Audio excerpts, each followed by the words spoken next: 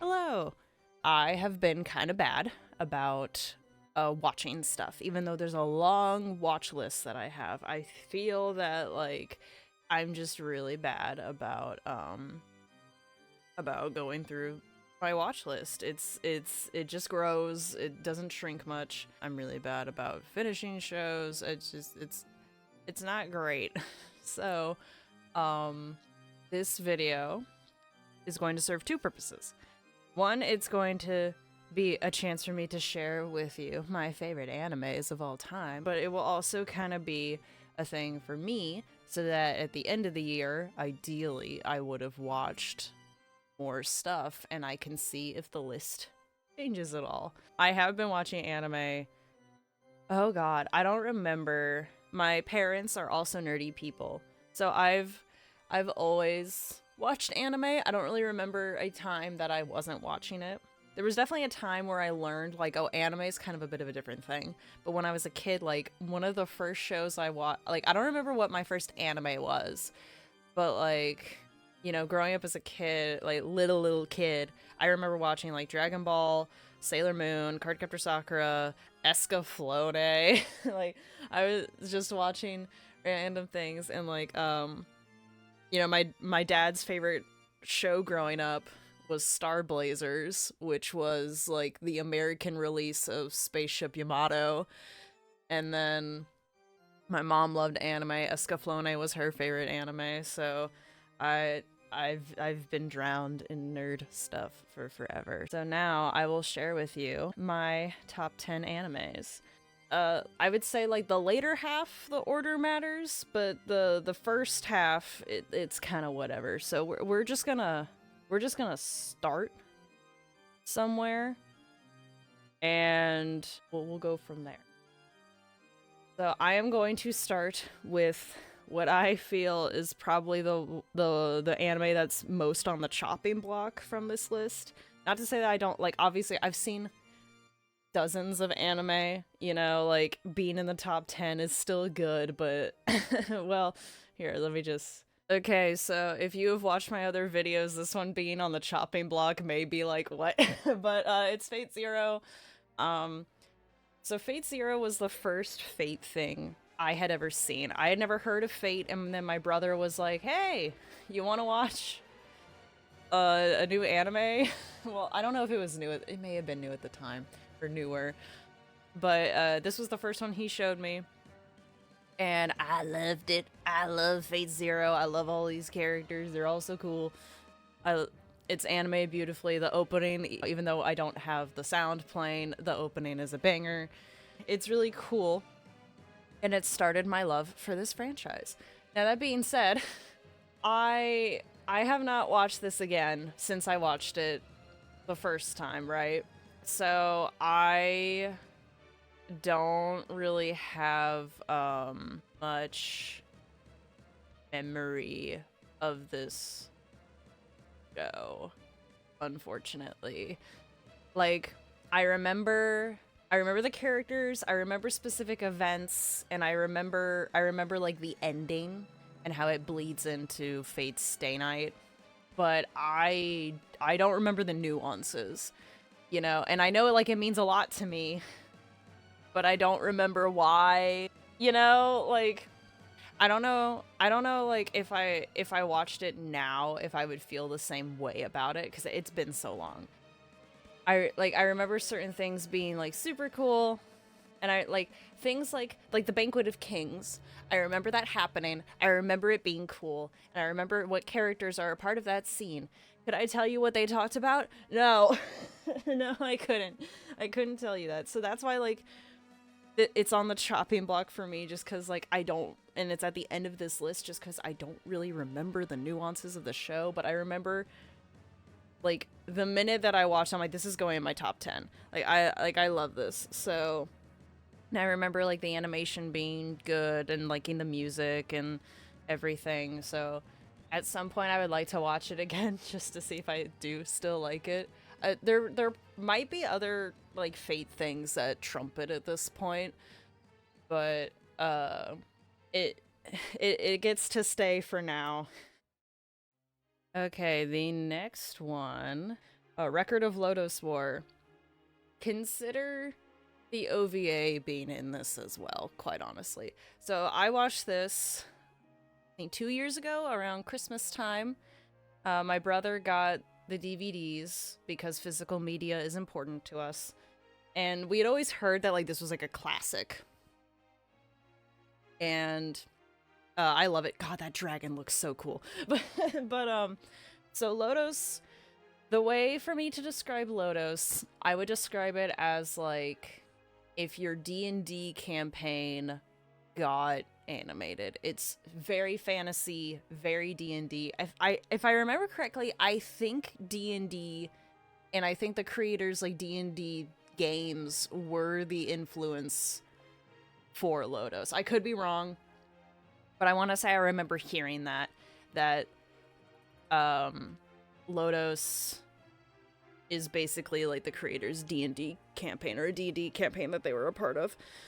But Lodoss is super cool. It's basically, so the show is kind of in two chunks. The first chunk follows Parn and Deedlit. If you've never seen Lodoss War, you've probably seen Deedlit before. She's the elf.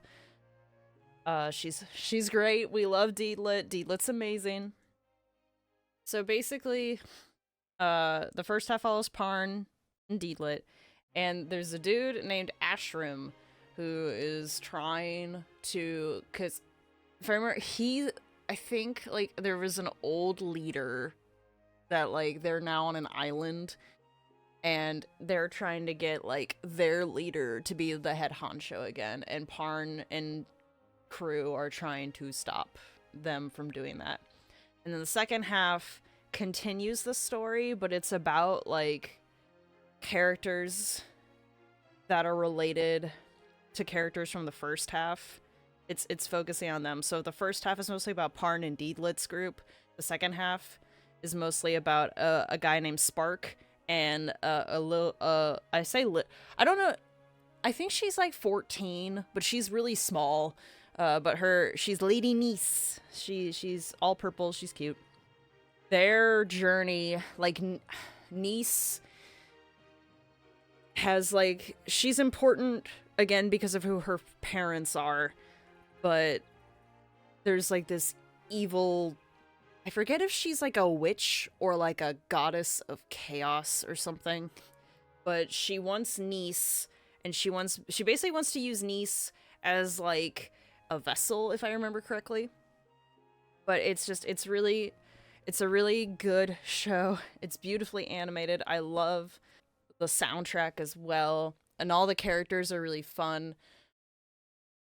They have a good amount of like lighthearted moments, but then they also have a lot of serious moments.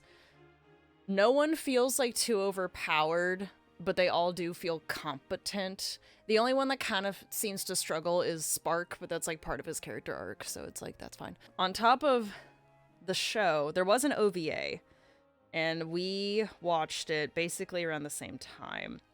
So we watched, I think the OVA came out first. Yeah, it came out nearly 10 years beforehand. So the OVA is very similar, but it doesn't have Spark and Nice. They're not part of it.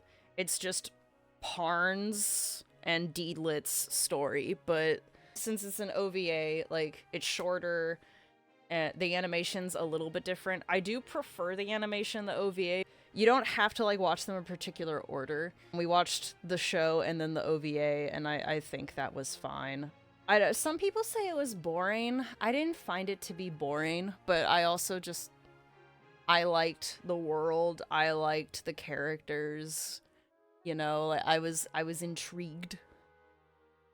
But I recommend it. I think like if you're into fantasy and you want to get into anime, but like you don't know where to start, I think Lodoss is a fine choice. Like, I think a lot of people nowadays would be like, oh, if you like fantasy, you should watch Free Run. And it's like, okay, but like, you know, if you're an old head like me, I'm gonna say Lodoss. I adore Lodoss very, very much.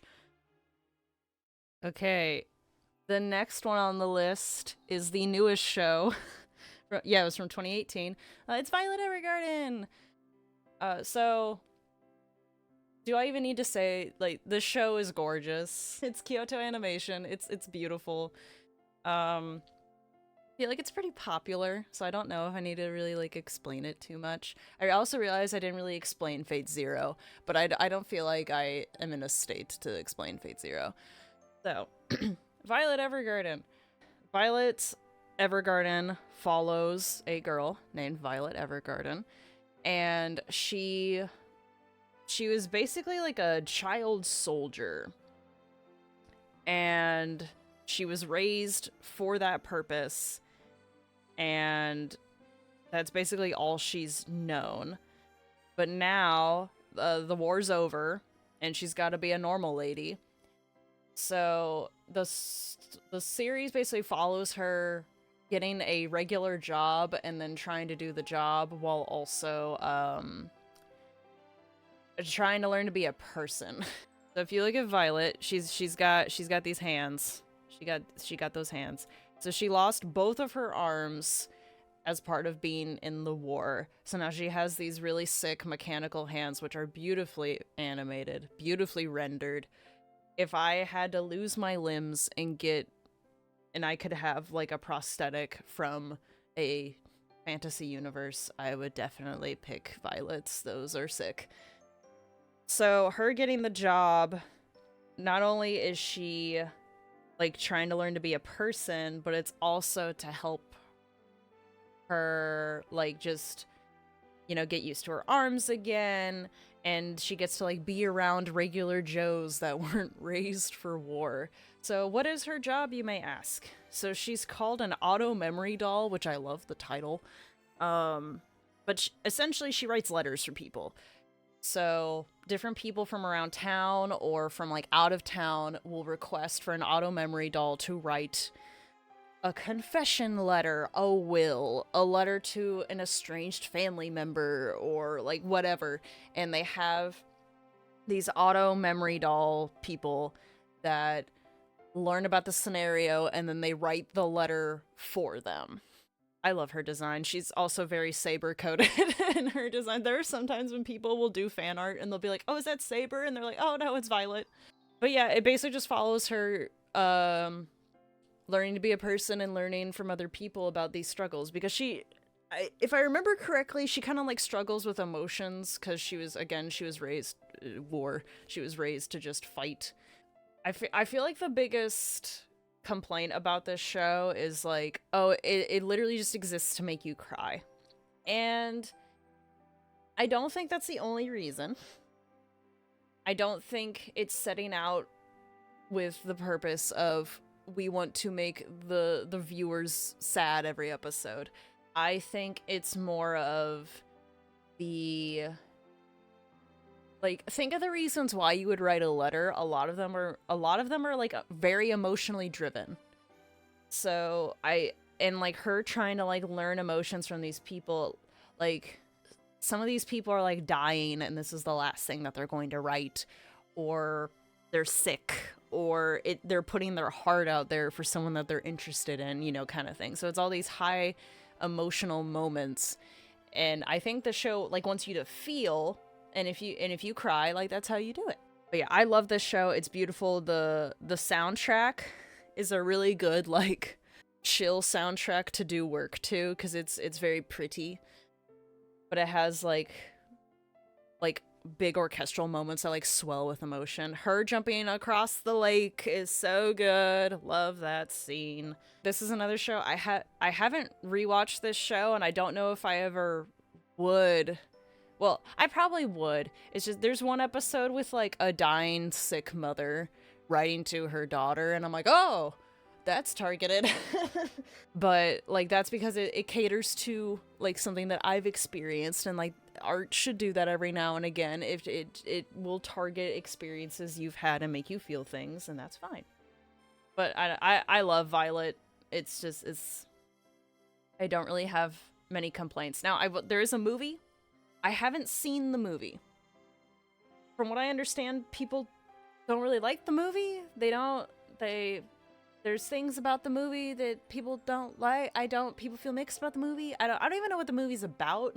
I just know people are like, screw this movie. I'm like, what the movie do? But love the show. Show's great. Okay, I guess speaking of movies, I will do the only movie that is on this list. So I don't know why I did this, but when I was making my top 10 list, I had a random rule where I'm like, only put one movie. Because I feel like with movies, like comparing them to shows is hard. You know?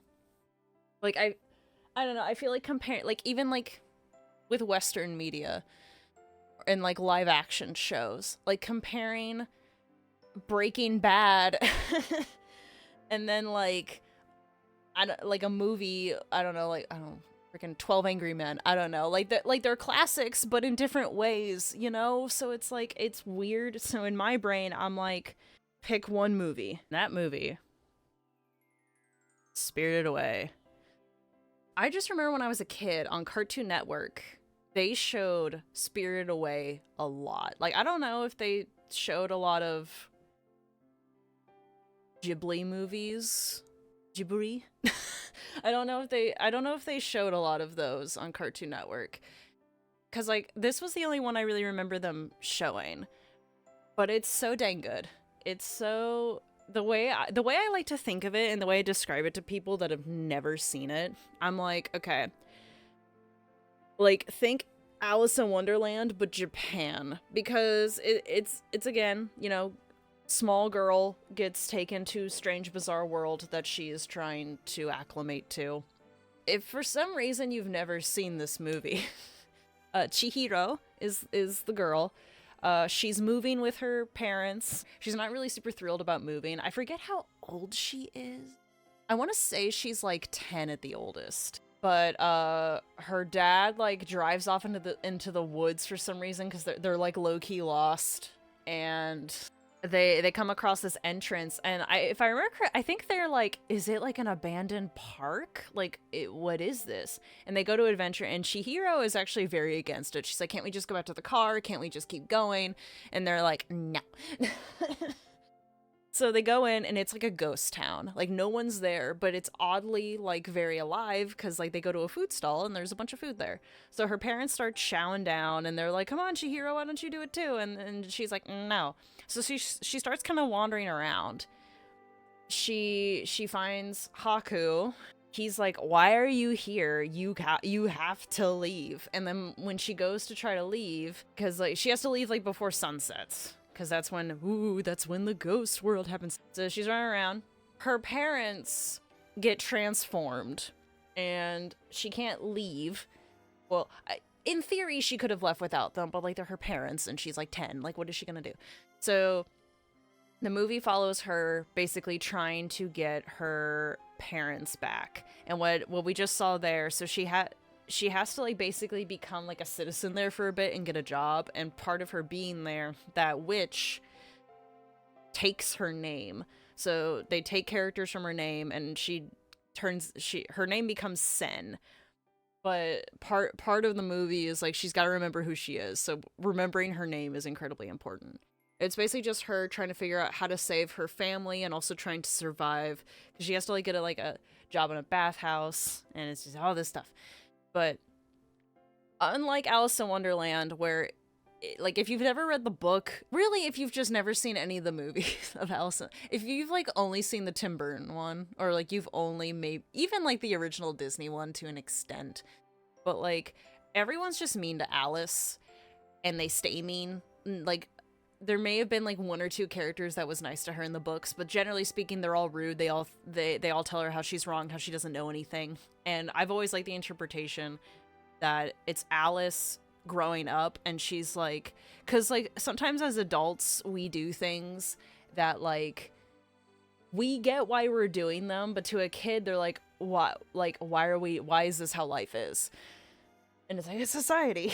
But, here, Chihiro does, like, make friends with people. Like, not everybody, but most of them, like, they do, like, she wins them over with her personality and, like, her perseverance and stuff. And I always loved this movie. I love, like, how, like, Chihiro has moments where she breaks because she's a kid and this is very stressful, but she's still like very strong and determined to like save her family. And I always loved that.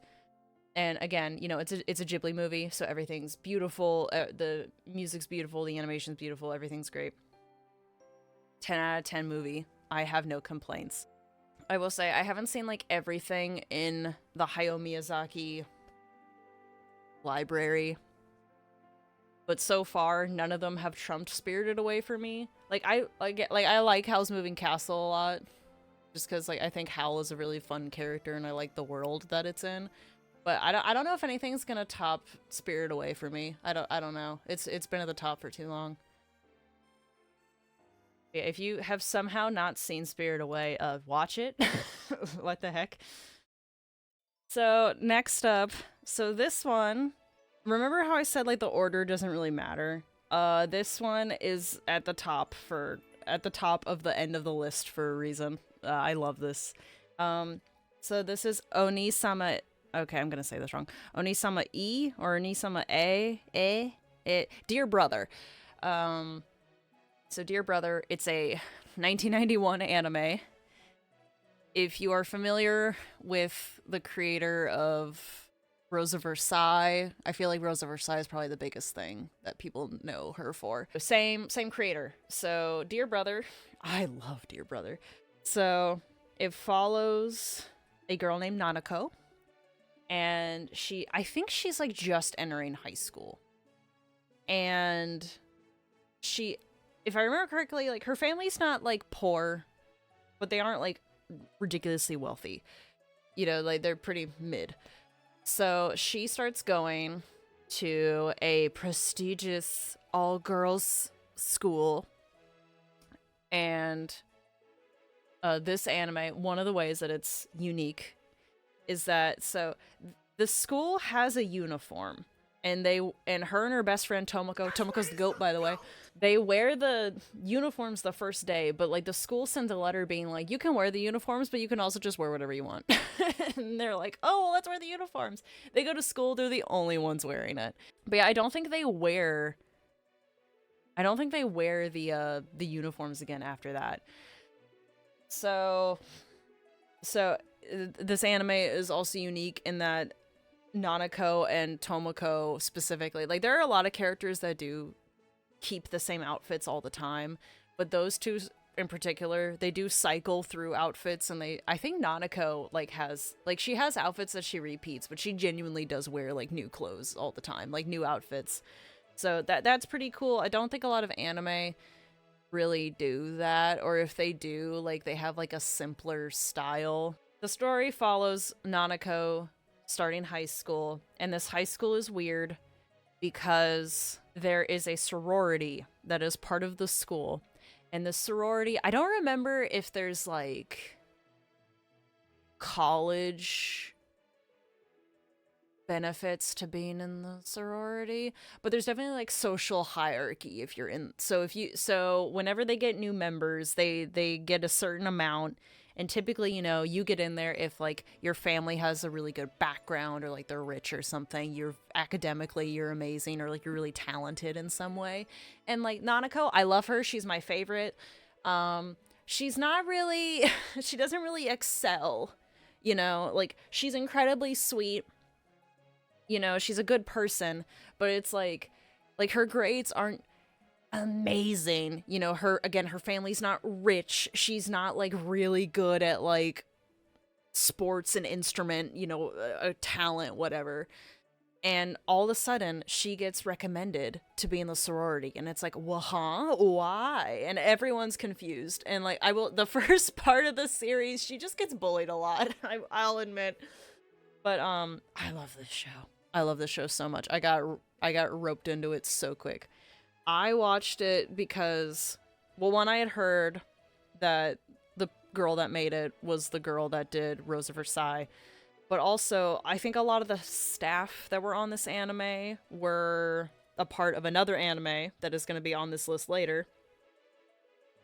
And I'm like, well, I really enjoyed that. Maybe I'll enjoy this. And I kind of just did it on a whim because, like, at the time, I don't know if it still is, but this whole show's on Tubi, like, for free. So I'm like, okay. And I got so roped in because it's very dramatic. There's a lot of drama. There's a lot of exaggeration. There's a lot of like still frames to show like exaggerated moments. The show is oddly like grounded to me because like a lot of the girls deal with a lot of like problems that are like very real and very believable, and I really appreciated that. And like to an extent, like since it's like an all girls school, like there was some stuff where I'm like, yeah, that's how girls would be. That's how it would be. Also, since it is like an all girls school, I think there's like 3 or 4 guy characters. It's mostly just all ladies. I should mention part of the conflict of this show is that in the very first episode, Nanako, I think it's when she's going to school on like the bus, she meets this like very beautiful person, and she's immediately like enraptured by this person. And she finds out that this person goes to her school. Her name is Rei Asuka. She's, if you've seen Rose of Versailles, you're gonna look at Rei and be like, that looks like Lady Oscar, and you'd be right, because this author likes doing that. But Rei has like Rei's just kind of odd. Like, she goes to school, but she like doesn't go to class. She just hangs out. She's very like, she'll just like be ominous and like cool and mysterious and just like play a violin in the corner or like smoke. And everyone's like, oh my god. And like there are 2 characters, well, there's more than 2, but there are different characters that like they get nicknames by the other students because they're so cool. And hers is Saint Just Sama. So Saint Just was someone during like French Revolution times. For a lot of it, they do call her Saint Just Sama. They don't call her Rei for like most of the show. And then there's a couple other characters that like they're called by other, like there's literally a character that's Mona Lisa. She also just looks like the Mona Lisa. I don't know. But it's a very beautiful show. It's very good. They deal with a lot of like tough subjects like illness, addiction, and abuse of various types. And it's a very interesting show. And I love Nanako because Nanako, like, she does change and grow up throughout the show, but at her core, she's still like true to herself, if that makes sense. She just becomes a better version of herself. Okay, 2 other things I feel the need to explain about Dear Brother. So the reason why it's called Dear Brother is because before she was leaving I guess leaving isn't the right word because she doesn't like move out, but like before she like graduates completely to go to high school, one of her teachers, who's a guy, she's like, hey, can I write letters to you as if you're my brother? And like I think she mostly just does it like to get her like emotions and her thoughts out there. I don't know why she doesn't just journal, but but she decides to write letters. So that's why it's called Dear Brother, because basically at some point during an episode she will write a letter about things that have been happening. And I don't even know if he writes back to her. I think he does sometimes, but I don't think he does I think a lot of times she just writes to him. I remember when I was finishing it and I was like really sad that I'm like, I don't have more Dear Brother to watch tomorrow. Like, it's done. Like, I was very upset. And like, honestly, I haven't really found another show that's like gripped me, because I was on a hot streak for a bit with Dear Brother, Rose of Versailles, and then a yet to be named anime that I will talk about later, where I'm like back-to-back bangers for me specifically. And then I'm like, oh, I don't have a banger right now. It's sad. Dear Brother probably isn't for everyone, but it's definitely for me. And like, after I watched it, I told my brother, I was like, you should watch it. And eventually he did watch it, and he enjoyed it. He liked the drama of it. Okay, so now we are getting into the top 5. So this order both matters and is also debatable, if that makes sense. So for the longest time, this anime was my favorite anime. And then it got dethroned, but I also haven't watched the whole thing in a bit. Oh, there she goes. So, many moons ago, my favorite anime was a little anime called da da da da. Okay, there we go. Princess Tutu. So, Princess Tutu is a magical girl show that follows a Hiru or duck. She is a duck. The necklace around her gives her the ability to turn into a girl, and then it further gives her the ability to become Princess Tutu. So, but I feel the need to explain this world a bit first. So this world is like a fairy tale world. There was an author. Oh, here he is. So he's Drosselmeyer, and if you're a Nutcracker fan, you're like pogging right now. But he was an author, and he wrote many tales, and he was working on like his magnum opus, right? And it was about a prince fighting either a raven or a crow. I want to say it was a raven. And like Princess Tutu was in it, and like all this stuff. And before he died, he was like writing it, and the prince had like just sacrificed his heart to stop the raven from doing things. And then Drosselmeyer dies. So the story doesn't have an ending.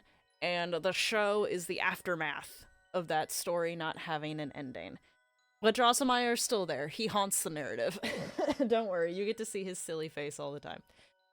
So, Duck's purpose in this show is, as Princess Tutu, she is trying to get the shards of the prince's heart back and make him a person again. Personally, for her, she also is wanting to be a good dancer and to be a regular girl because she's used to being a duck. So as Duck, you know, she's a bird, but then when she's a girl, who's also named Duck, don't think about it too much. That's the prince. That's Muto, by the way. Let me explain this. So that's Muto. That's Fakir, and that's Rue. Those are like main people McGee's. So when she's a girl, she goes to a ballet school. She has friends, but she's not a very good ballet dancer. She's very stiff. Her teacher yells at her a lot. But then, like, when she's Princess Tutu, she dances beautifully. And that's actually something that she, like, struggles with when she's a girl. Because she's like, how come when I'm Princess Tutu, I can do all these beautiful things so gracefully and perfectly, but then when I'm just Duck, I'm struggling hardcore. I can't do anything right. Like, what the heck's going on? The other characters. So, Muto's the prince. If you can kind of guess by his name and by him not having a heart, he's kind of a blank slate. He doesn't really feel anything. He's very quiet. He's very chill. Fakir is like his bestie, and Fakir is very intimidating. He's oddly protective over Muto, and like you learn why later, but at the start, he's just kind of weird. Like, if you look at him wrong, Fakir's gonna freak out. And he's gonna be like, what did you do? Is Muto fine? And then Rue's like best dancer McGee. She's very like elegant and prim and proper, and she also likes Muto. So ooh, she's a rival in multiple ways. Oh my. And then Duck as a girl, she has a crush on Muto. And then as Princess Tutu, she's like, oh, I gotta save him. I really like the setup of her trying to get different pieces of Muto's heart, because the way that they do it, so it's kind of like Monster of the Weeky, where like each episode for a while, it's Duck is presented with a problem. Turns out the problem is a person is being possessed by a shard of the prince's heart, and she has to dance the problems away. But like each shard is a different emotion. So as she gives them to Muto, he's slowly becoming more of a person. So he gets happiness, he gets sadness, he gets fear, anger, but like he gets all these emotions, so he's slowly becoming a person. When he first gets like happiness and stuff, like it's whatever, but when he got fear, he was afraid of Tutu, and it really messed with Duck's head, where she was like, am I doing the right thing? Is this what Muto needs? Is this what's good for him? Like, or am I just doing it because I want it? And I really liked that conflict. There were also times where Muto scared her. Because if I remember correctly, when she gave him back the shard of his heart that was love, he was like really intense, and she was like, "What's your problem? Give me space. Give me space." And I feel like people write off Princess Tutu because it's called Princess Tutu, and the character designs, like they're like little bodies, big heads kind of thing. And I feel like people write it off as like this just the way people do with magical girl shows where they're like, oh, it's called Princess Tutu, it's nothing interesting and blah blah blah blah blah. And it's like it is a very bittersweet show, but it's so beautiful, and like all the characters go through all these nuances that I really enjoy. And like the ending, I feel like it's something where when you first start the show, you have a feeling as to what you think the ending is gonna be. And I can tell you right now, no. I love Princess Tutu. It was my favorite anime for so long.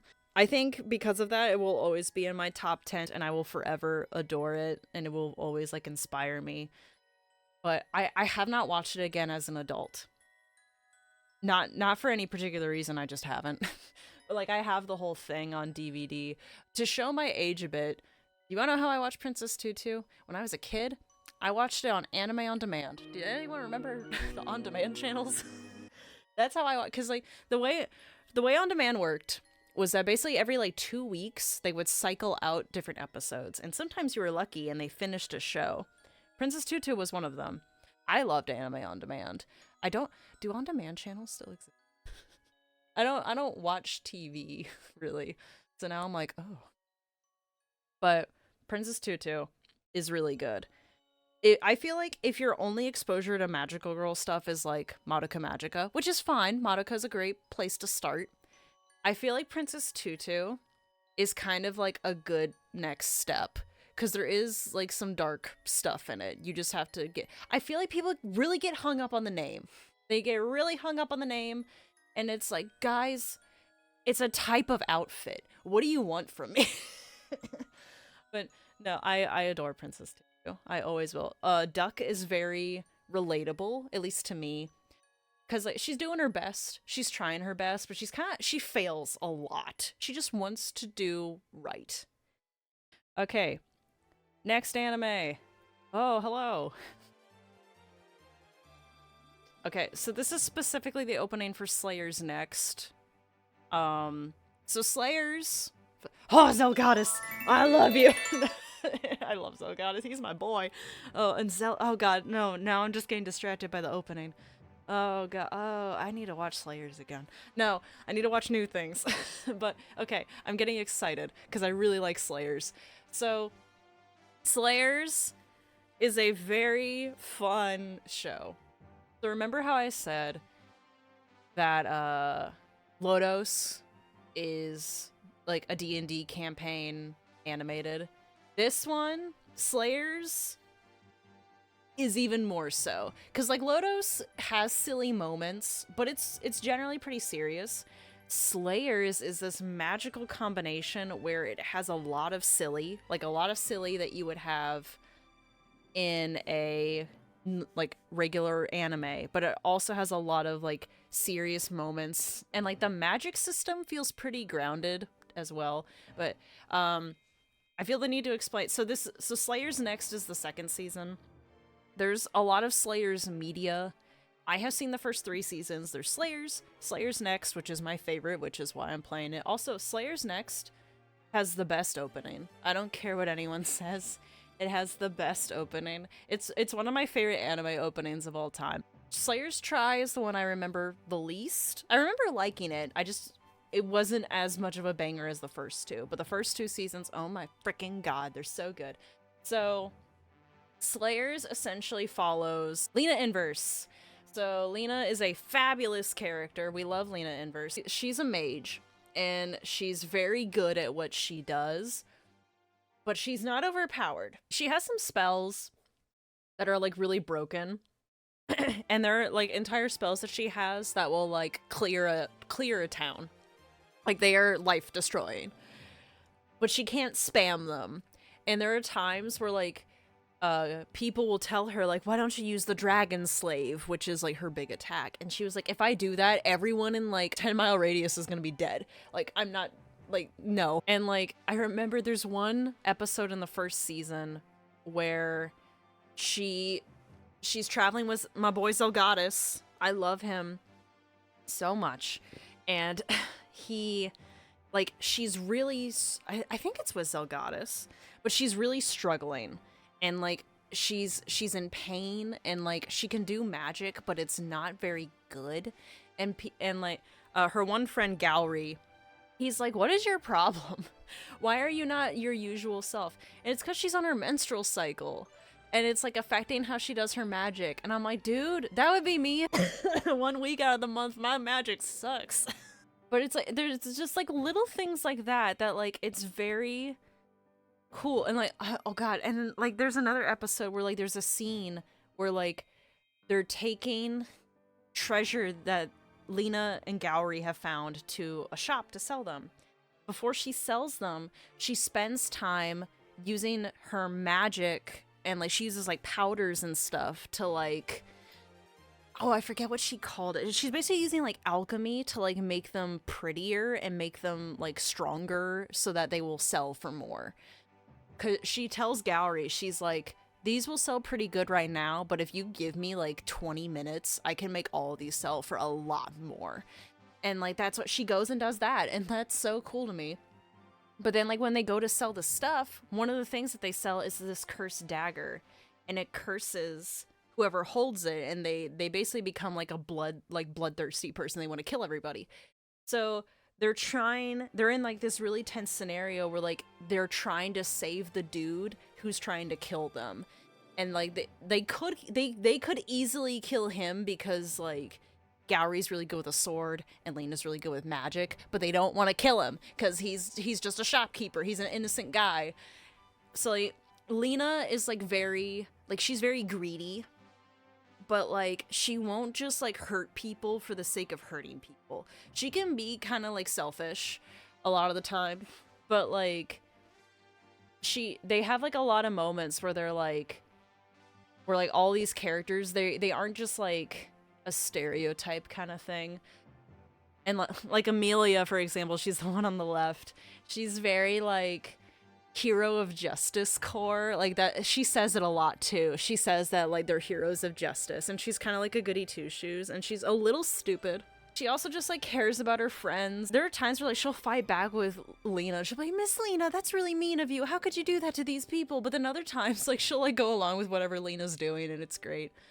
And my boy Zelgadis is cool because he was cursed to be a golem, and his whole thing is he wants to get insert magic item here to save him and make him human again. Like, that's his whole shtick. And like, him being a golem has problems because like, his skin is all rocky. Whenever people like hug him or lean on him, like, it's really tough. And I forget what his hair is like made out of, but it made his hair like really sharp.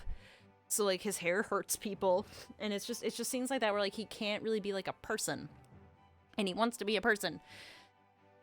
So like the first season, they're trying to get the Philosopher's Stone, I think, and like, he's wanting it to be like a person. Lena wants it for like either power or money and stuff like that. And like, they all want the same thing, but they all have like different goals in mind for it. And like, that's again what really makes it feel like a D&D campaign. But it's just, it's a really fun show. If I had a friend that was like, I have never watched anime, I want to get into anime, I have no clue where to start. What should I watch? There's a few different candidates. But I feel like, especially if they're into fantasy stuff, I would say Slayers every time. It's such a solid show, and the cast is so solid, and I love Slayers. Slayers used to be like, when I was younger, I would put DVDs on to go to sleep to, and I would put on different episodes of Slayers to sleep to, because it's another like cozy feeling. I don't if you can't tell, 90s anime, even if I didn't grow up with it, it automatically gives me like, oh, this is cozy. I love how it, because also I prefer how like cell animation looks. This is so much nicer to me than how most newer things look, and that's just me. That's just a preference of mine.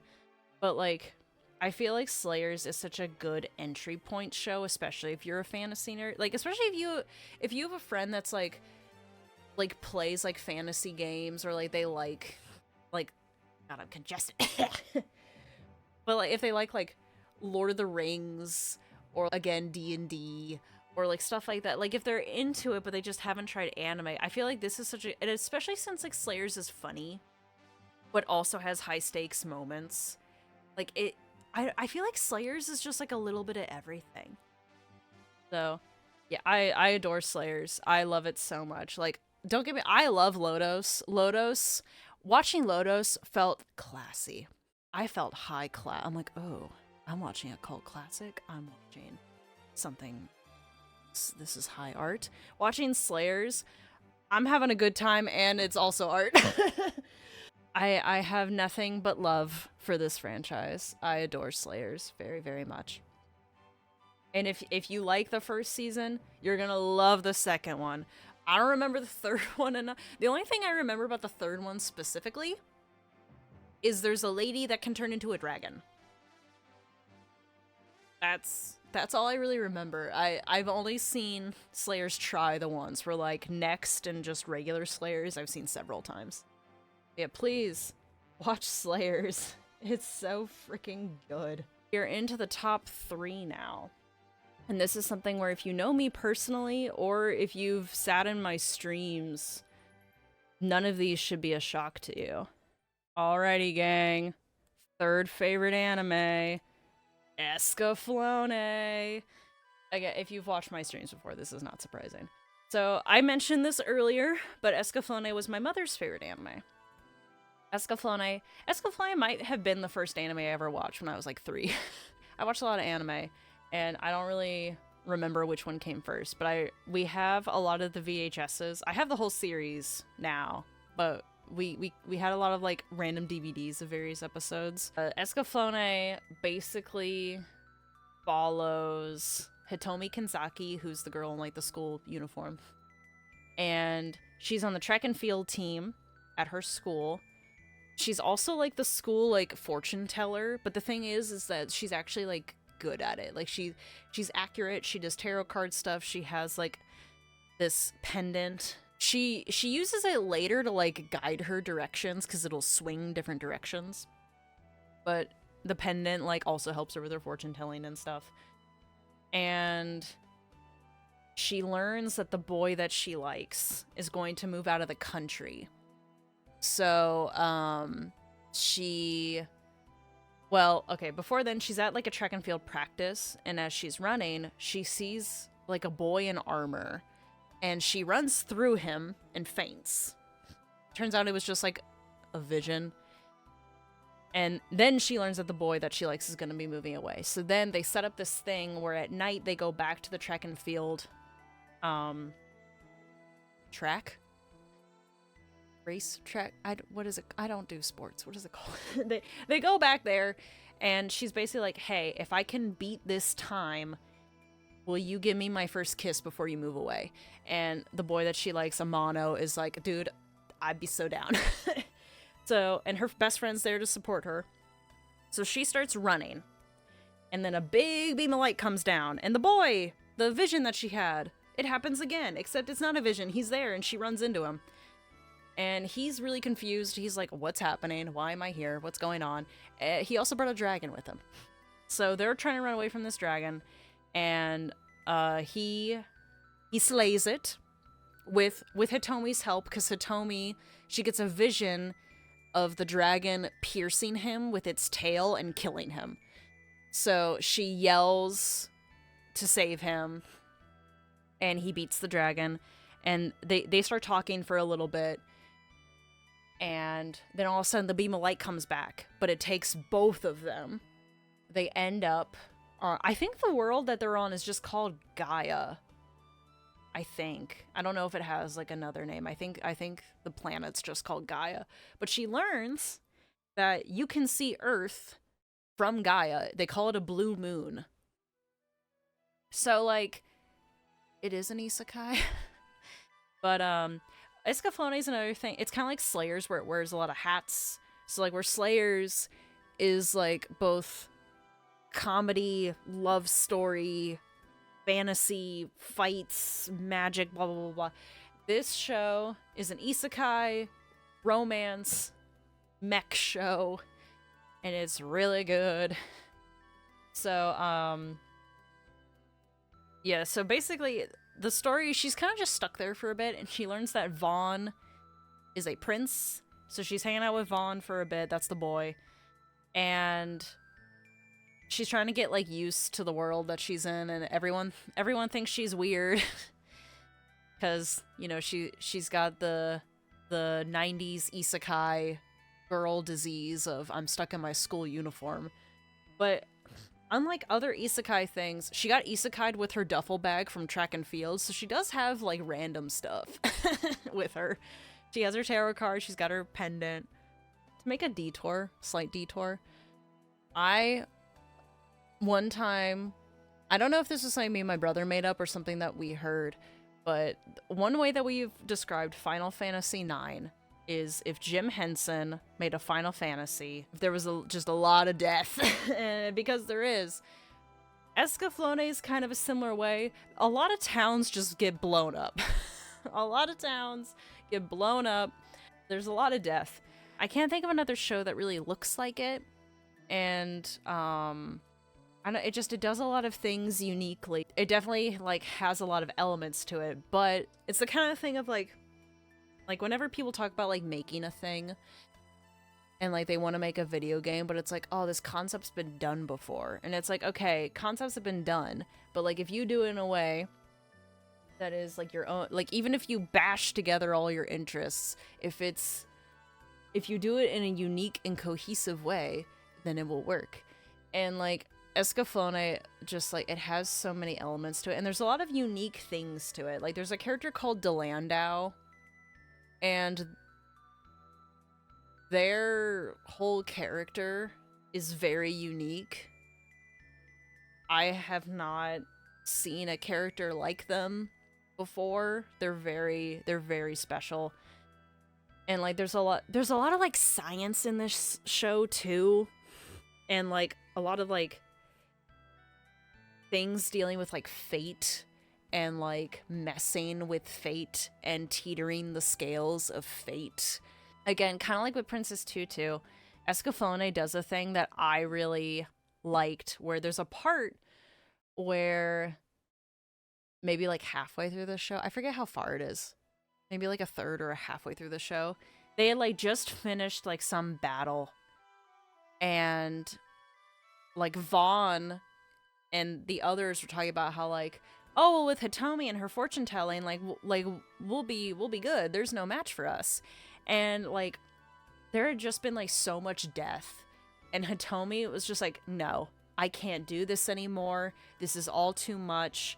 People are dying because of like my fortunes. I can't. This isn't good. And everyone's like Hitomi, like, what do you mean? Like, we need you. And like she basically panics, and her intense feelings send her back home. But don't worry, she ends up going back. But I really liked that like conundrum that she was in, where she's doing all these things with like her fortune telling and helping people out. Because like that's something too, like she doesn't become a warrior. She doesn't learn to fight. Like that's what like Kagome from Inuyasha, for example.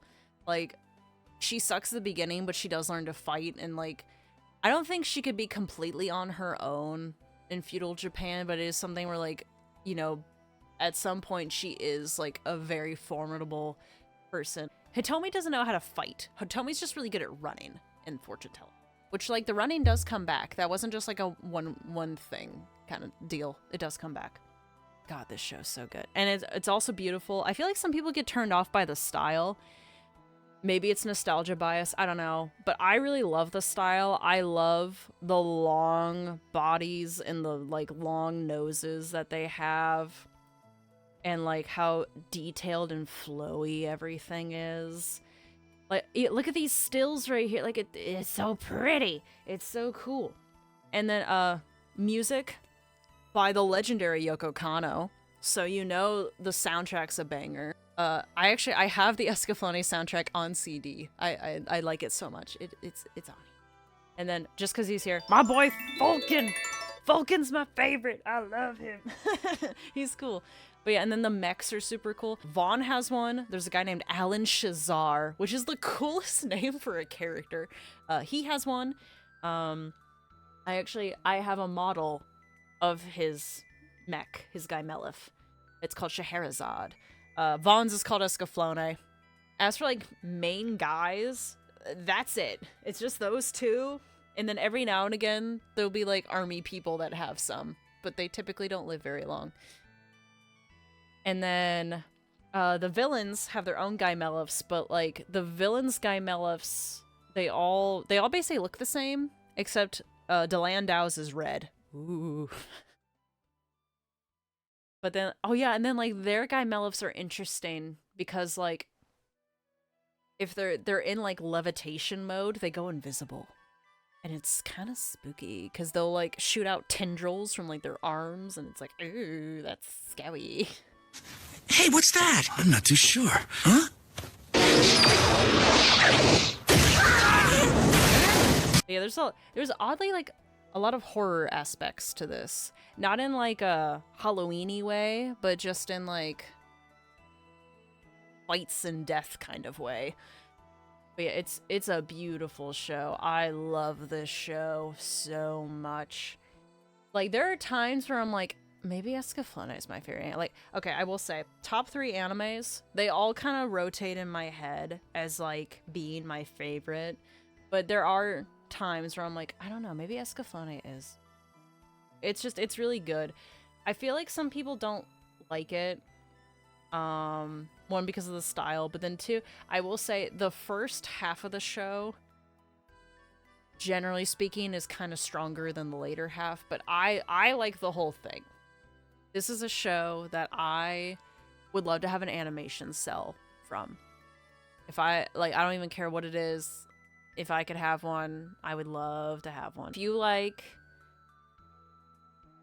I don't want to say if you like isekai, because I feel like a lot of modern isekai are very different from 90s isekai. If you like stuff about war and like fantasy countries trying to rebuild themselves and romance and cannot recommend enough. And if you're I don't know why you're wondering, but if you're wondering, my mom's favorite character was Alan. She loved Alan Shazar. Look at him in his big puffy sleeves. Do you see why I have big puffy sleeves? Okay. I have gassed up Escaflowne enough. I've done my civic duty. Okay, next one. This one also shouldn't be a surprise if you know me. It's Monster. Monster did one of those things to my brain where I'm like, I'm a different person now. So, if you don't know what Monster is, it's kind of a long show. There's like 74 episodes. It's kind of long.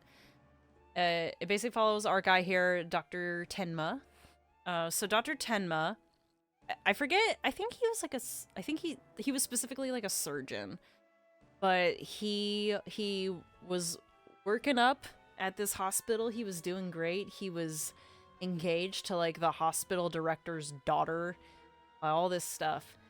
But he gets like radicalized in a way because he learns that the hospital would favor or like push ahead rich clients or clients that like had, you know, social power, political power, whatever.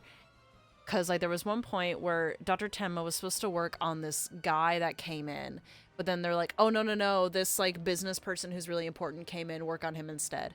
And he does that, but then later the guy's wife of the first dude comes out, and she's like basically like smacking on him kind of defeatedly, being like, why didn't you operate on him? He's dead now. You were supposed to operate on him. And like that kind of messed him up. So then a little boy comes into the hospital, and he's got like a gunshot wound in his head. And again, the director tells him like, oh, hey, I get that this kid like came in first or whatever, but you need to work on this other guy. And Tenma's like, no, kid came in first. I was assigned to the kid first. I'm gonna work on the kid. So he saves the little boy, and he's kind of in trouble for it. He kind of just like loudly complains to the boy how he hates how like the director works, and how like, and all this stuff, and just how he's frustrated. And he's basically, I think he basically says out loud that he wishes that the director would die. And then he's like, what am I doing? I'm saying this to a comatose boy's body. Like, I'm sorry, homie. I'm a go. But lo and behold, boy was awake. Boy heard all that. So I forget if it was when he was a kid or not. But then at some point later, the director dies. And everyone blames Tenma. But then Tenma like runs out because I think there's like another patient, and they're calling Tenma because they're like scared. And he goes there, and the boy is there, but he's all grown up now. He's like 18 or 20, I forget how old he is. And he's thanking Tenma for saving him. So he killed the director, and the boy's name is Johan. If you've ever seen like anime villain like tier lists, or like voting stuff, and like a pale blonde boy shows up, that's Johan. Johan deserves his spot there. He's very good. So the rest of the series basically follows Tenma, one, running away from the cops because they're trying to arrest him for killing the director, which he did not do.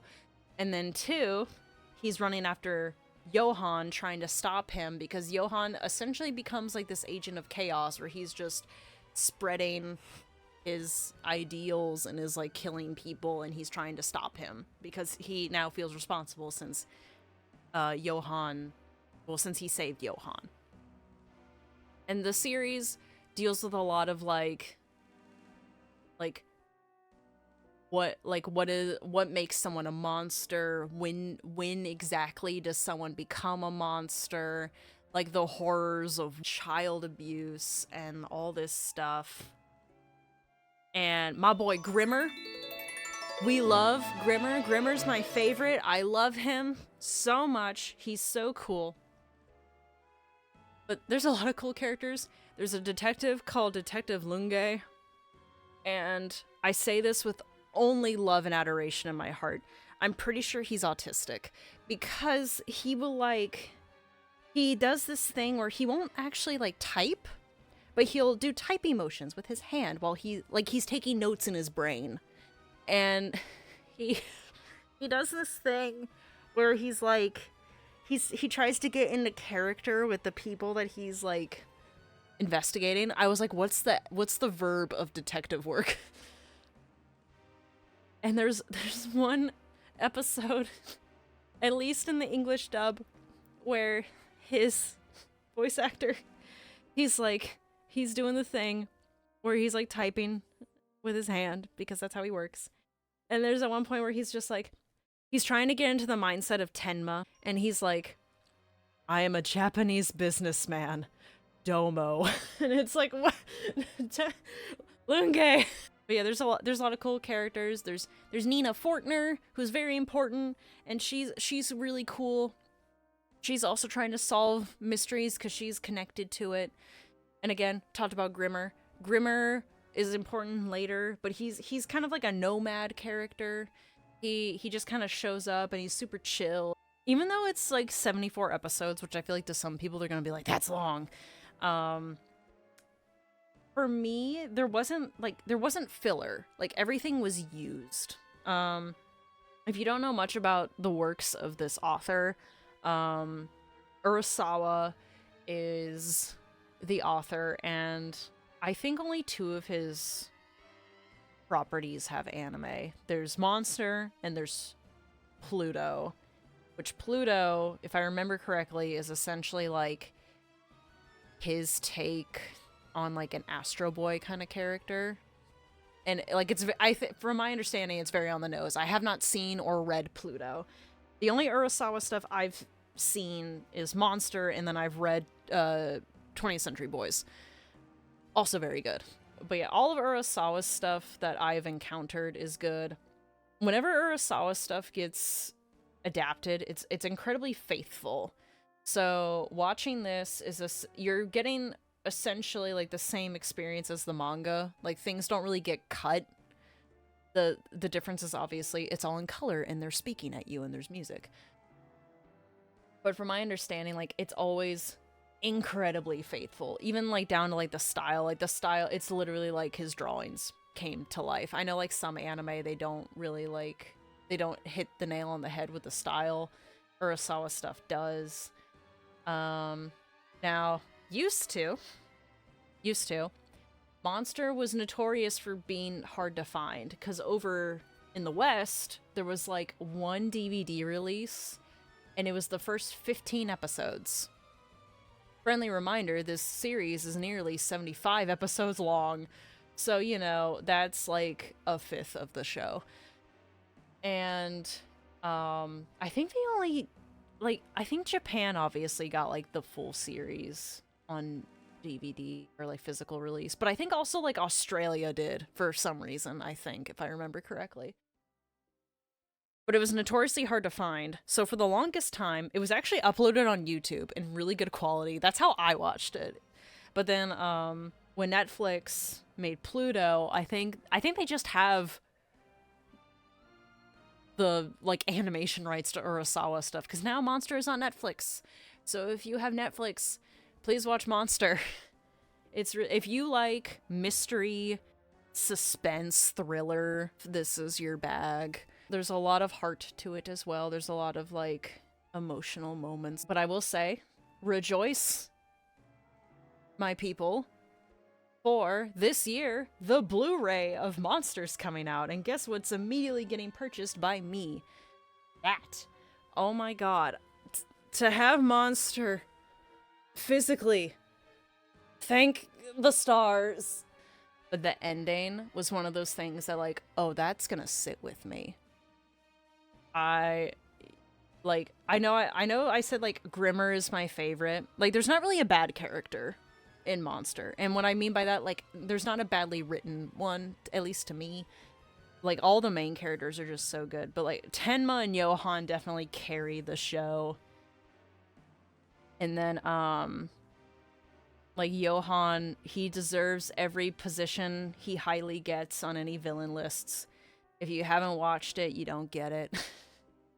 Like, people talk about, like manipulators in anime being like, oh, so-and-so is really good, so-and-so. It's like, no, it's Johan. Johan literally is just a beautiful European boy that, like, just uses his charisma to trick people, and he's really good at it, and he knows he's really good at it. But yes, my ramblings aside, Monster changed my brain. I love it. Please watch it. Or read it. I don't care what you do. Just do something with it.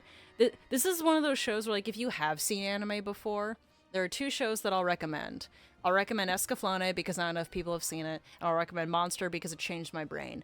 Okay, so we are now down to my final, most favorite anime. This shouldn't be a surprise to anyone, but before we get to that, I want to talk about a honorable mentions list. So, for this section, I am just going to... I'm not going to go as in-depth, ideally, because I ramble a lot, but I'm just going to kind of list... I think I have a list of 11. I try to make it 10, so it'd be like, my 10 top favorites, and then 10 honorable mentions. But things don't always work out like that, so I think it's 11. But, I'm just gonna quickly go over some of these, just so you have other ideas of things that I like. Starting off, I will start off with the one that's like most likely to get put into the top 10 list just because I really like it. Kami-sama Kiss. So I have not seen the second season because for the longest time it just wasn't available anywhere, but I think it's on Hulu now. So before Hulu gets eaten by Disney, I need to watch it. But the first season, I adored Kami-sama Kiss. It's very cute. It's basically just about this high school girl that becomes like the attendant of like this shrine, and hijinks ensue with the like spirits that are there. But I really love Kami-sama Kiss. It's very cute. It's a shoujo. It's a romance. I love the two main characters. They're very good together. Next, Rose of Versailles. I talked about it enough. So I have not read the manga. I have heard that the manga and the anime are kind of different experiences. Because from what a lot of people didn't like the Netflix movie of Rose of Versailles, but I've seen people recently being like, well, it's more faithful than the manga. So I would like to read the manga at some point, but I have seen the original Rose of Versailles show, and I really liked it. This was another like very cozy show, much like Dear Brother, since they were made by the same person. They have a lot of like dramatic moments and stuff, but like if you like history things, like it obviously it's not gonna be like incredibly accurate, but like it's a fun watch. Lady Oscar is the goat, is based, whatever vernacular you want to use. Lady Oscar is really cool. Okay, this is one of those animes where I feel like I'm the only person that's ever seen it. Petite Princess UC. So this was a show that I watched on Anime on Demand. I think it's technically a magical girl show. Basically about this girl that goes to this school, and just going off of my bad memory, all these girls are going to this school to try to become this princess figure. And her friend group is very diverse, because there's her, and from my memory, she's just a regular human. But then she has a friend that's a ghost, a friend that's a demon, a friend that's an angel, and a friend that's a fairy. It's very fun. And like literally like the devil girl I think is like the princess of hell or something. Like it's stuff, and like the fairy chick is like the princess of the fairies. Like all these people that she becomes friends with are like really important in their circles, and she's just like, I'm just a girl. But I really like the show, and the ending is so bittersweet too. And I would love to have it on DVD. Heck, I would just like to be able to watch it again. But I don't know if you can watch it anywhere, and the DVDs are really expensive. And like, I think I've only seen one fan art of it, like, ever. But it was really good. I really liked Petite Princess UC. Sometimes it feels like I'm the only one that's ever seen it. Alright, next up. I feel like it would be a disservice to not mention this show. Inuyasha. So Inuyasha was the first anime that I watched that I knew, like, oh, this is something called anime, this is different. So Inuyasha is, again, one of those things that will always be, like, super cozy to me. I also just love the characters, I love the world. There is some chunks that are, like, a lot of filler, but I do appreciate that when they were making Inuyasha, they stopped so that the manga could finish, and then they finished it. I haven't watched Yashahime. I haven't watched the one with their daughters. I've heard mixed things, but the OG show will always be in my heart, and those openings and endings, all bangers. I'm gonna jump in here just to say this section is about Satoshi Kon movies, but I keep saying Satoshi Kon, and I feel like that's gonna tick some people off because it ticks me off listening back to it, so just have that warning. My apologies. Satoshi Kon movies, just vaguely, if you made me pick one, it would either be Perfect Blue or Paprika. I have not seen Millennium Actress, though, so that might change. But I've seen Perfect Blue, Paprika, and Tokyo Godfathers. And for that matter, I have also seen Paranoia Agent, which is his show. If you don't know, these are very good, but unfortunately he passed early. So because I think Paprika was like the last thing that he did, because in Paprika, the ending, a character is going in the movie theater and there's posters for all his other works, and then there's a poster for what his next movie was going to be. And then he passed. All of his movies that I have seen and the show are all good. Staying on the movie train, the Garden of Sinner movies. I have not seen all of them, but I really like the Garden of Sinner movies. The music is beautiful, animation is gorgeous. If you made me pick favorites, it would either be the third movie or the fifth movie. The sixth one is the most one for me so far. See, this is one where, like, if I had to take, like, a Nasu verse thing, one of those movies might bump off Fate Zero.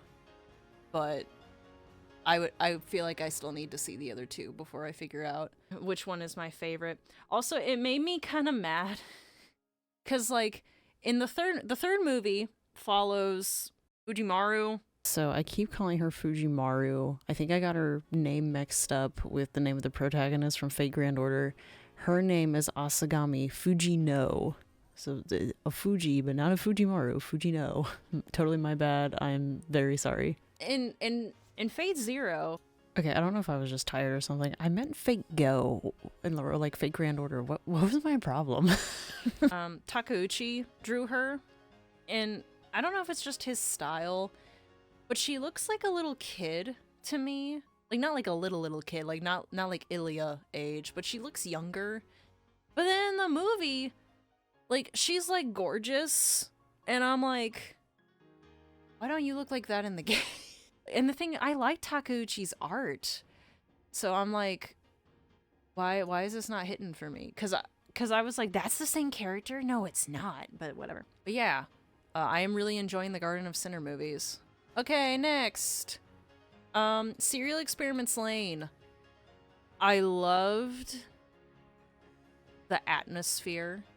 It has a really good atmosphere, and I loved kind of slowly understanding what was happening and how the world, like, changed. I'm trying to be vague, but, like, just like this Lane's state in the world and how it evolved and changed.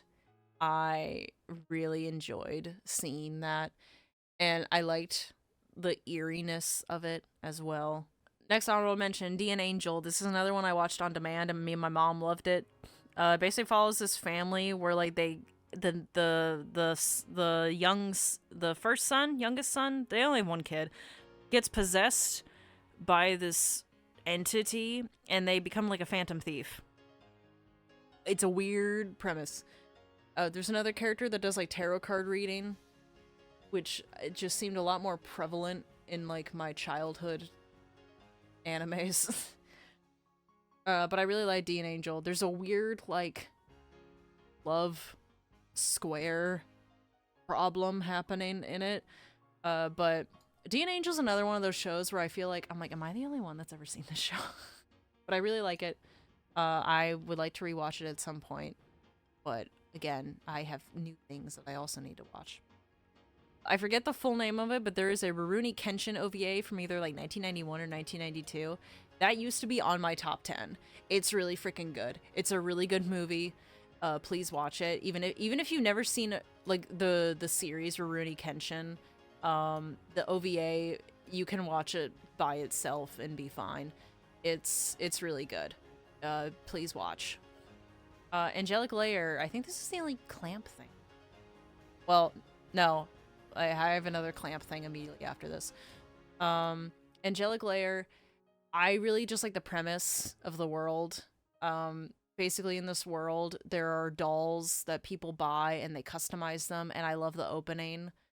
Like, well, not the opening, but I love, like, the first episode where she's, like, customizing her doll in the ways that you have to customize it. But you customize them to fight.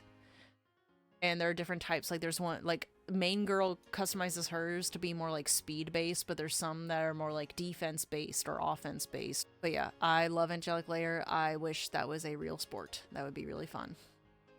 And then the last one I will mention is Magic Knight Rayearth. So I have not finished I have not finished the second season, but I really like the first season. The first season also has a banger opening, and I was really sad when it changed because it was perfect and they didn't need to change it. But Magic Knight Rayearth is another show where it wears a lot of hats. It is an isekai magical girl mech show, and it's very fun.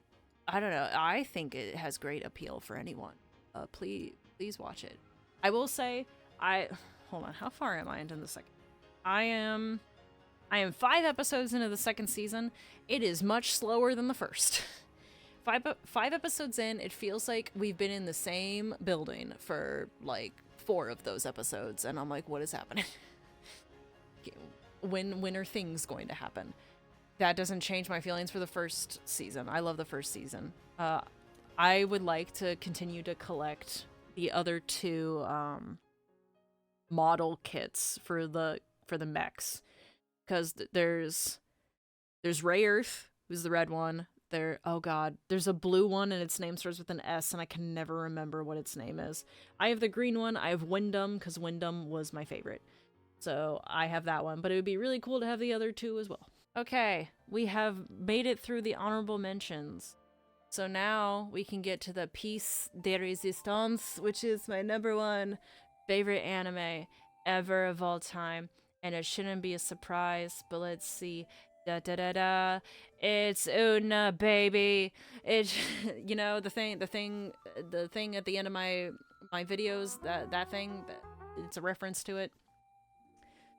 I love Utena. I love Utena so much. If having Dear Brother on here and having Rosa Versailles as an honorable mention wasn't a clue, like, I don't know what else to tell you. So this was the other show that, like, I watched this, then I watched Dear Brother, and then I watched Rosa Versailles. And those were 3 bangers that I was like, oh, I'm vibing. This is what anime is about. I feel joy. And then it stopped. And then I ran out of things in this genre that I was like, oh, this is fun. But god, Utena. So, Utena is a 10 out of 10 for me. But I will say right here, right now, this show's not for everyone. Like, I would have no problem sitting down with anybody and watching Slayers. No problem sitting down and watching Monster with people, right? This is a hard sell. Oh, see, there's a reference. See, there it is. But, so, Utena, the thing with Utena, it's odd. And it's odd on purpose, but I feel like some people would get sick of it because there's a lot of repetitive things, and it's repetitive on purpose. You will hear that like things repetitively happen for a reason.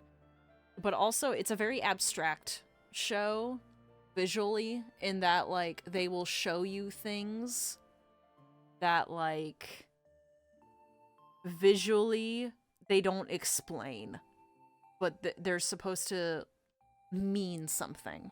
Like there will be a scene where there's an apple and there's a fork in the apple, and then in the next scene the apple will be cut up into all these slices, and that's telling you something in comparison with the rest of the scene. Or like there will be a scene where like there are just all these balloons floating up in the background while the characters are talking, and that's trying to tell you something, and you have to figure out what it's trying to tell you. And like there's like different abstract things like that. Or like two characters will be in a shed together that has like hay everywhere, and in the corner there's like this machine that's just like typing stuff out, or it looks like a receipt machine. I don't know, I don't remember what it was. And it's like that's telling you something. You have to figure it out though. Some of them are more on the nose than others. Like some of them are very like there's one scene where like there's just stop signs over and over again, and it's like, well, golly gee willikers, I wonder what that one's trying to tell you. But there's some where it's a bit more like, am I being shown this? Why is there like a mouse cursor or like a hand pointing here and flashing? What does that mean? So like there's like weird things in the show that I feel like some people like would not be into. And like there's all just a lot of like strange things, but again, they're trying to tell you something or show you something. And again, Utna is a show that like it deals with a lot of like heavy topics, and I really like how it does it. I love the artistry of this show. I love the the music, especially like the fight music is very interesting. Different fights get their own songs. It's not the same fight song. When she's dueling different people, they have their own duels, and even when she duels them again, they'll have new songs for the duels. I guess I could try to explain Utna as a show. So Utna is a girl who, when she was very young, her parents died. And as she's like mourning them, a prince comes by and tells her to like wipe away her tears, and he gives her a ring and is like, I will return to you one day. And then he leaves again on his journey. And she was so moved by the prince that she decides she wants to become a prince herself. But to quote the show, is that really such a good idea? And that is essentially what the show is. So Utna's going to school, and she learns that they're in the student council. They are duelists for the Rose Bride, and the Rose Bride is that's Utna. There's Utna, and then the Rose Bride is Anthe. So that's Anthe. Anthe is a very soft-spoken, feminine, sweet girl, where like Utna is like more like masculine. She wears a boy's uniform. She does sports. She's more like aggressive and like assertive, I guess. And Utna duels basically to get Anthe out of like a crappy situation. Spoilers, she wins that duel. So then she gets the Rose Bride. So now she is engaged to the Rose Bride, and now the other duelists are going to continuously try to fight her to get the Rose Bride back. And like it basically just follows that. Now Utna basically has 3 arcs. So the student council, it mostly focuses on Utna, her trying to be a prince, and then her fighting various people in duels and learning more about Anthe and living with Anthe. The Black Rose saga kind of changes.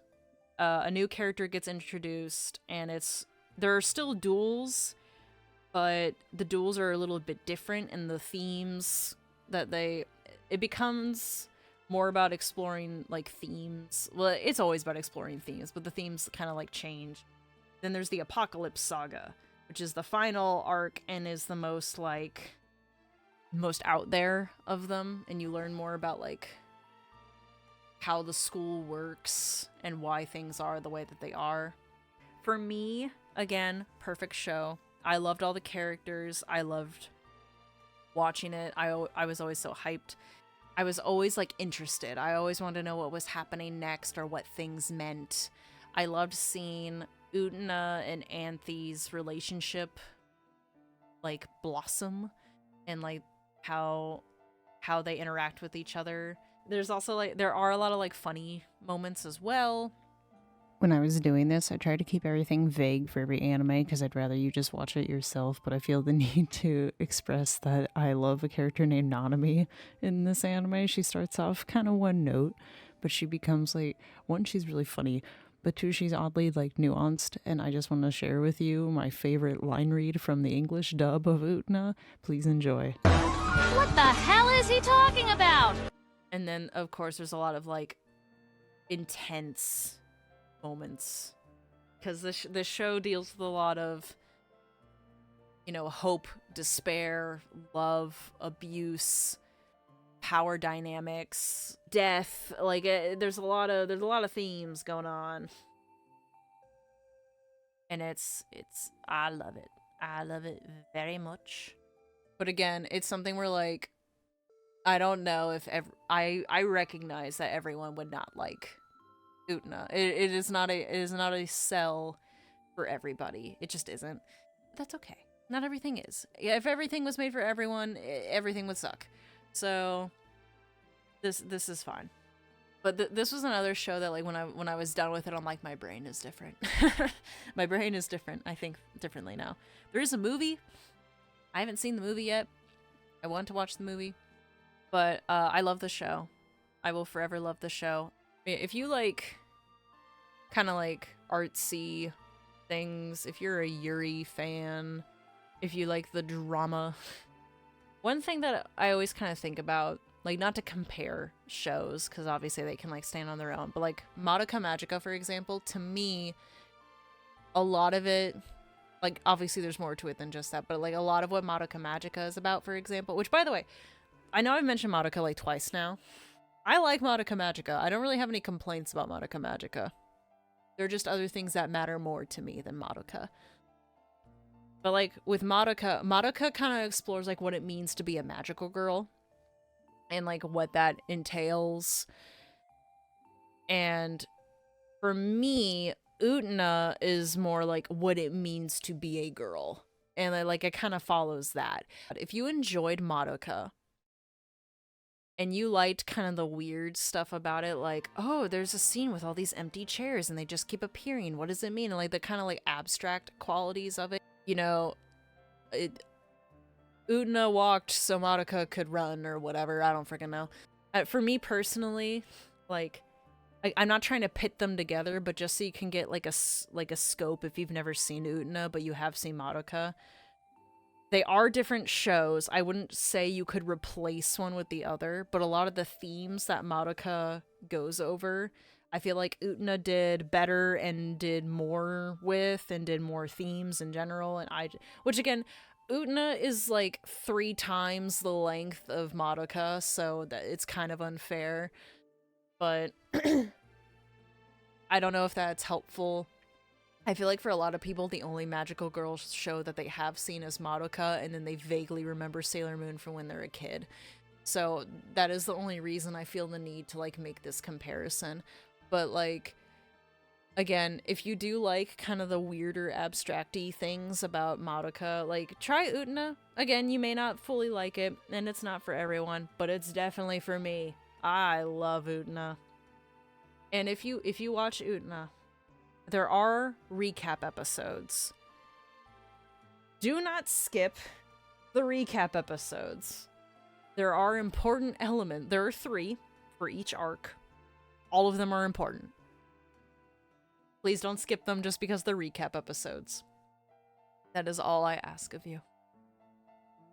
But yes, so with that, those are all of my favorite animes. And some honorable mentions, haha. So ideally, and we'll see if this happens, but ideally, the way that this will work is that either this time next year or at the end of this year, I will have watched more things, and if my list has drastically changed, then we'll see. If you can't tell by the things that interest me, I'm a bit of an old head. I like older anime.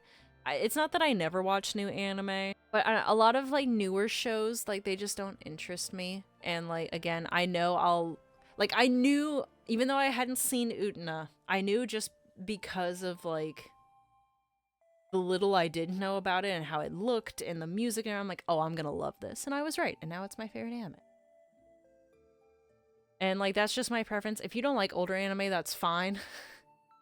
But yes, if there are any anime that you think I would enjoy based off of what you've seen today, please feel free to recommend them. And if you have any favorites you want to share, again, feel free to share them. I do have a long watch list, but depending on if it really seems up my alley, I will bump it to the top. Well,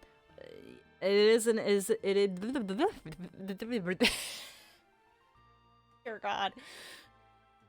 It is an Utena reference, so, oh hey, there it is. Let's fade out. Whee!